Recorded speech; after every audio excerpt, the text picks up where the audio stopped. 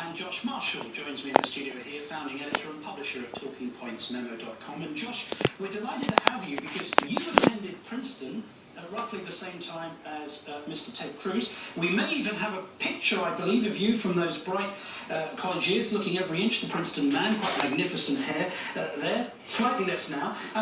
You say that Cruz is remembered by his classmates as, and I'm quoting you, a total raging a-hole. Is that correct?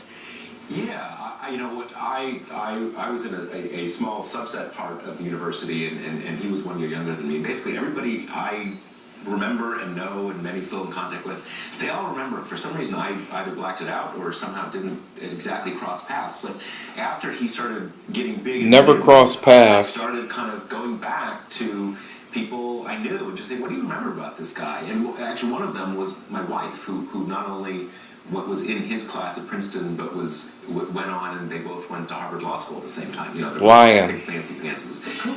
And yeah, virtually everybody I've talked to had some version of that response, almost to the word. And what was your wife's feeling about him as an individual? Similarly raging a-hole?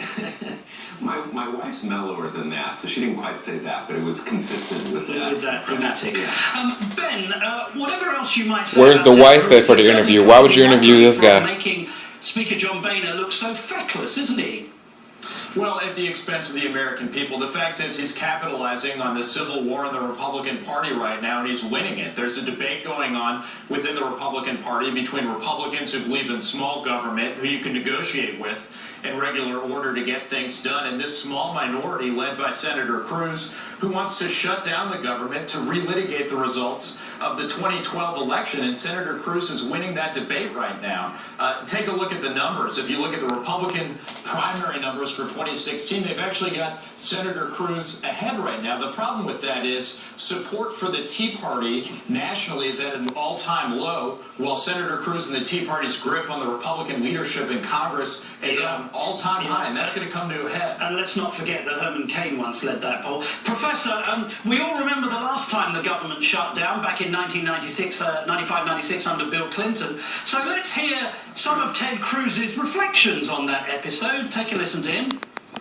What happened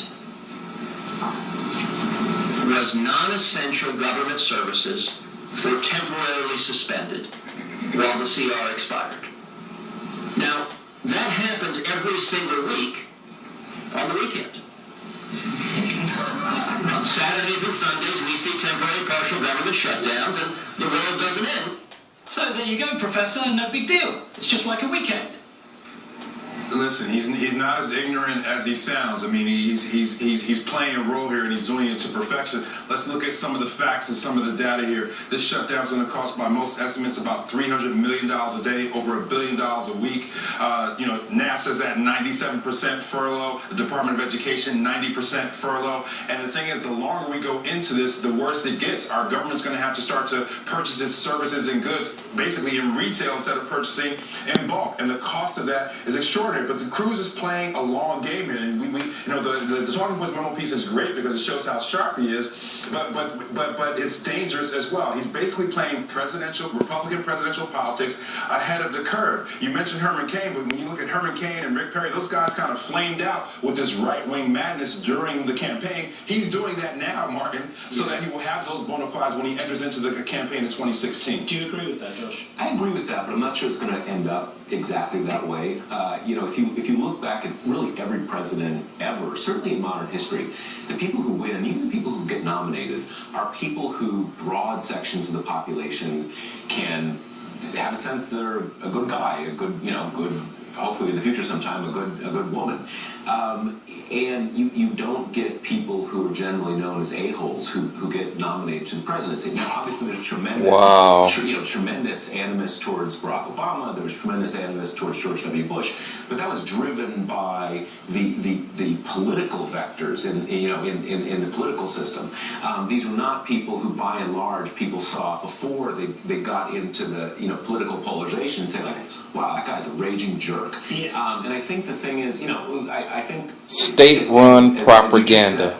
Cruz is a really, really smart guy, and a lot of things he's saying right now he can't possibly believe in a narrow sense. I think his blind spot is his arrogance, frankly, and I'm not sure he's going to be able to pivot toward appealing to a broader electorate.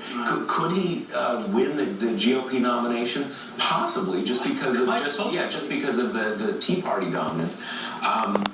But I actually think that is unlikely, and I think someone like him, again, because of his temperament, let alone his politics, it would be extremely unlikely he'd ever be elected president. Ben, how does this fight with the Republicans compare to the one that the president had with them back in 2011 over the debt ceiling? You were involved at that point. How do you feel this is similar, and how might it be different? Well, I think the president has drawn a line in the sand here and said, I'm not going to negotiate over the results of the 2012 election. The American people have come to a decision on that. We litigated Obamacare during the 2012 election. They made absolutely clear that they don't support the repeal of it. There was a time to debate defunding and delaying Obamacare, and that was the 2012 election. Mitt Romney and the Republicans lost the debate. The Supreme Court has taken a look at the law and said it's constitutional. And I think Americans have seen a split screen today of millions of people going to the healthcare exchanges to check them out and consider enrolling. Around 3 million Republicans. People, no less. Exactly. Right. With Republicans shutting down the government over nothing but an ideological agenda. 3-1 Americans oppose what the Republicans have done, and they're on a very short timetable to resolve this before tempers flare. There are 800,000 people who've been furloughed today. Yeah. Ben LeBolt, Professor James Peterson and Josh Marshall, I wish we had more time, but thank you all, gentlemen. Coming up, the facts and the fiction of the Affordable Care Act. Just give me some truth.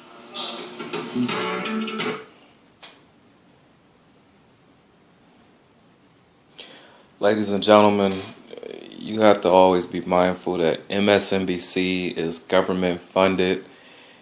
If you look up, like, CIA runs the media on YouTube, you will find all kinds of videos dispersing how there isn't too much that comes across from mainstream TV that's not government okayed or straight talking points from the government to put you in a position of believing the propaganda in which they're already coming after the hammer of Ted Cruz just based off of the things that he's doing right now to crush his political ambitions.